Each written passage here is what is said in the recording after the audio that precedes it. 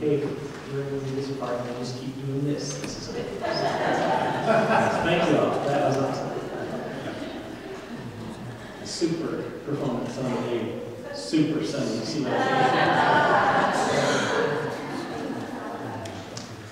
what we come this morning and we once again hear these words.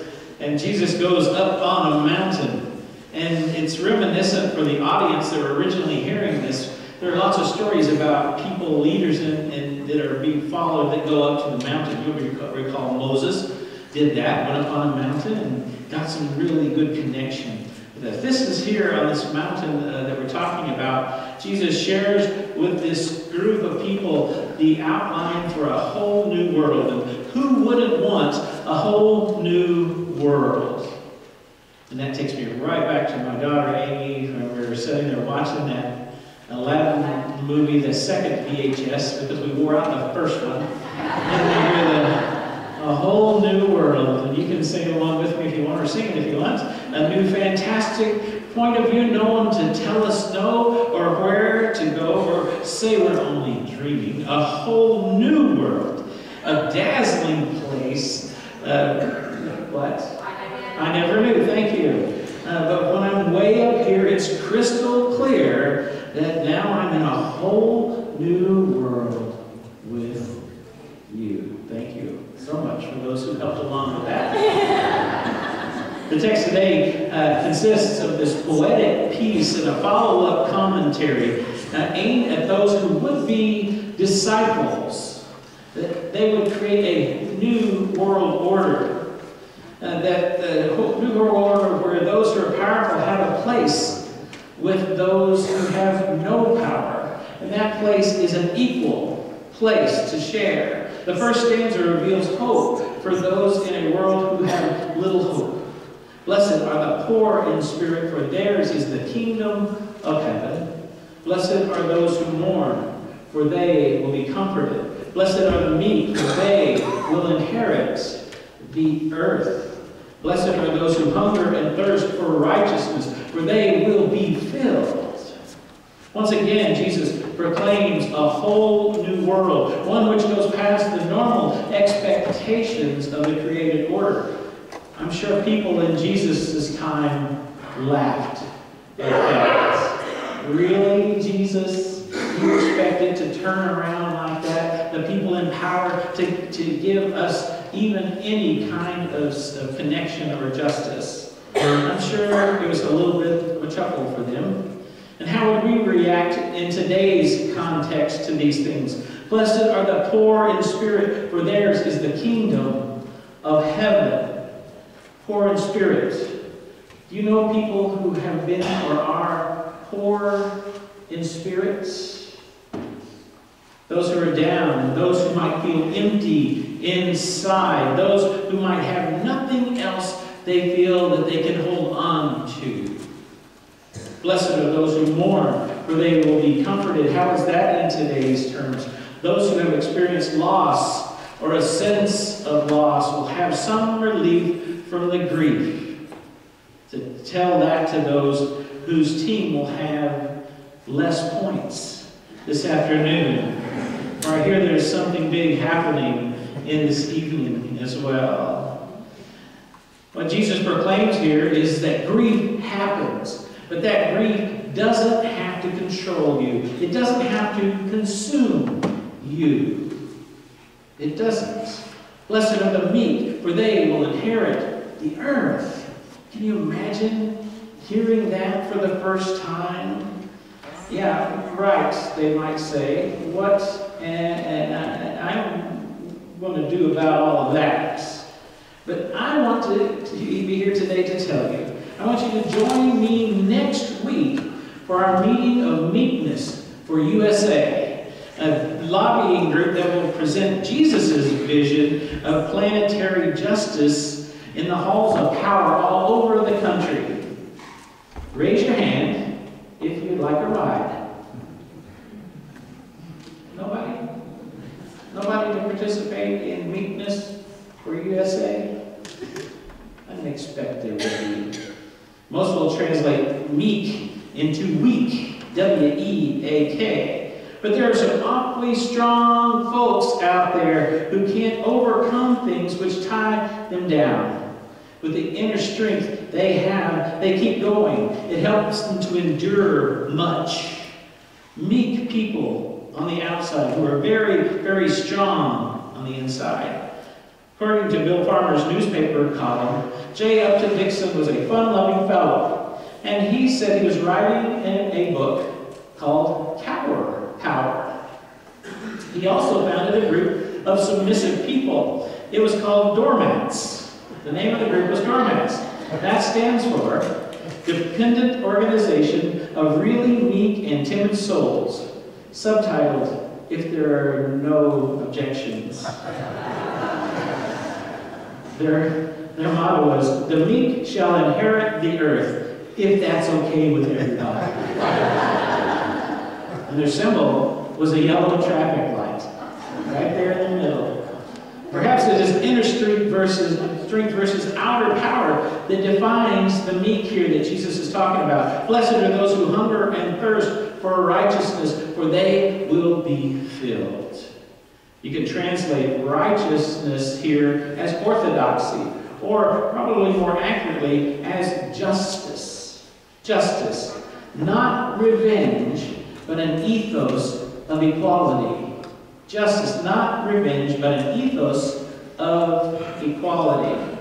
Jesus mentions to those who feel isolated and alone, even those that have given up on their God, that God has not given up on them. That God has not given up on us, as we translate it today. Those who have felt the sting of feeling empty, the pain of grief, the wrath of power, and those who hope for a day when people are treated the same, are met there on the mountain with the Christ. Jesus mentions to those who have felt isolated and alone that God has not given up on them, and they should not give up on God. And those people have advocates, the very ones who claim themselves to be disciples. Disciples are called to be the ones who lift the poor, whether in mind or body or spirits. Disciples are called to comfort those who mourn. Have you been the recipient of someone giving you care when you mourn? Or have you been that person who has offered care to those who mourn? Disciples are called to seek out justice in our world. And disciples are called to give a voice to those who may feel that hope, grief, and justice are impossible things to grasp. But Jesus offers hope, peace, comfort, and a passion for justice here in this short sermon that he gives. Not as rewards or a prize to be sought, but as reversals to the barriers of life. A whole new world. And it's about the future. It's not about the past, Jesus is sharing with us. As we understand this, we have to recognize the traditions that we come out of in all that. I grew up with those songs of people like Pete Seeger, singing songs about hope and a passion for justice. If I had a hammer, remember that song? I'd hammer it in the morning. And there's that other one, to everything. There is a season. Very good. Wow, I didn't realize there was going to be a test here today, but it's very good that you said that. The second stanza in this poem, this sermon that Jesus gives details for those who join in God's cause of alleviating the issues in the first stanza. Those that show mercy, true mercy. Mercy not for show will be blessed. Those who actively work for peace will be blessed. But do we really want peace? Do we really want it? Is peace profitable enough for us? It's a big question. Those who are willing to suffer so that the reign of God might be proclaimed, they are blessed, Jesus says. Back in the day, there were people called martyrs who gave their lives for their faith and things like that. And I'm sure we have some of those today as well. But what are we willing to do? Do we sacrifice much for the reign of God in our world. Not talking about 10 extra minutes we're going to stay in worship. I'm going to get you out of here so that you can get to your preparations. But is it about that? Is it really a super sacrifice to spend 10 minutes over an hour in worship? Do we put God on the clock like that? Or maybe even sing an extra verse of that. Instead of 4, we sing 3, we sing 4. That's not really suffering. It's just kind of taking up our time in different ways, and sometimes we feel like it's a little bit of a personal inconvenience. But Jesus speaks these words in Matthew to disciples who most likely would have seen themselves as people of the second stanza of this thing, just as we might see ourselves today. The truth is that we fit in the first stanza as well. We sometimes are poor in spirit, aren't we? Have you been there? Do you know that feeling of what poor in spirit is? And we are mourners also sometimes, aren't we? And sometimes we might feel powerless in the world we live in. Sometimes we experience the tough realities of the world regarding justice. The main part of the Beatitudes form around the words are and will. Blessed are, and they will be blessed.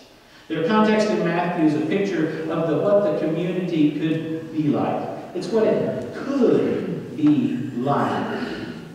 It's not about the past, not blessed were the poor in spirit, but it's the now and it's in the future, realizing those things happen to us all the time.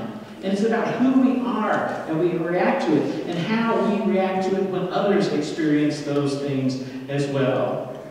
The context of the community indicates all of us. The church is called to make this happen together. Not everyone is poor in spirit. Not everyone is mourning something at the same time. I know for a fact that everyone in this place is not meek. I know that. But here we are in this space. But together we can, as Jesus points out, show the reign of God to our world. We can be merciful. Not think mercy, but do mercy.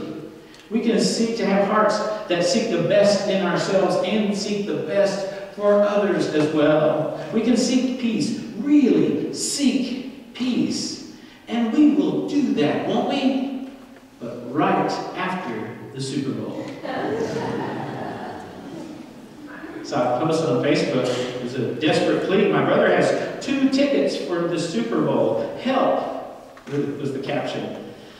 And inside says, my brother has 2 tickets to this weekend's Super Bowl. He is so excited. He paid $3,500 for each of the tickets, and as soon as they went on sale.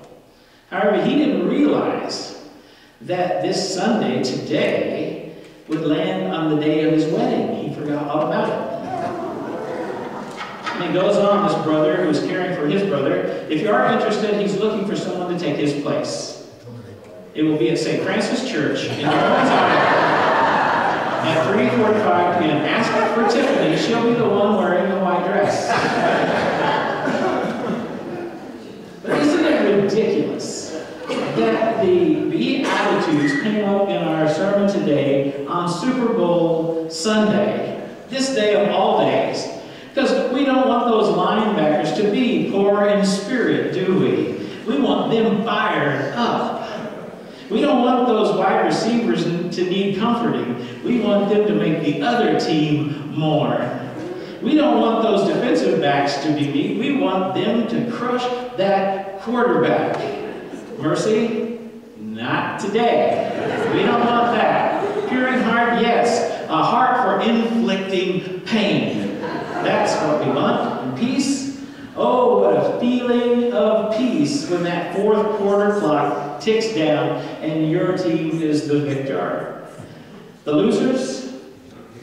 Broken-spirited, mourning wimps that are going to need some comforting, and not so much B attitude from those around them from the other team. It's about having a B attitude. The Beatitudes are about having the be attitudes on how we are to be in our world and treat those around us. It's about having that be attitude. An attitude that says this world hasn't changed a whole lot since Jesus' days in certain respects. Back then, life could get you down, I bet. And today, life can get you down, can't it? And back then, people grieved. And today, people grieve as well, don't we? Back then, powerful people and institutions call the shots for a lot of others. Today, has it changed? Really? We all know that the meek seldom seem to get very far. And at the start of his career, P.T. Barnum, the legendary showman, displayed an exhibit called The Happy Family, which consisted of a lion, a tiger, a panther, and a lamb. Very biblical thing here. People flocked to see this spectacle, and Barnum was asked whether he planned to keep the exhibit. He said, the display will become a permanent feature if the supply of lambs holds out. Back then, people wanted justice, and today, people want justice as well. And certain people wanted justice just for themselves and those like them. And today, it can be the same. Jesus ended his sermon with a call for the disciples to understand that the road to the place he was leading them to was not going to be an easy road. That they would be ridiculed and called all sorts of names, and bad things might happen to them, even death. But living into a whole new world that he was describing would be living into the kingdom of God. Living into the kingdom of God. We call ourselves disciples, and we claim to be a movement for wholeness in a fragmented world. And we seek to be community, this community of faith that moves toward true community, a deeper spirituality, and a passion for justice. We are a be-attitude people. It is in our DNA as disciples. The difference between those disciples sitting around the side of the mountain with Jesus and those here today, and those of us scattered around in other places around the world, are small. We, like they, are called to overcome the programming we have been given and live into the be-attitudes. It calls us to think and act differently sometimes.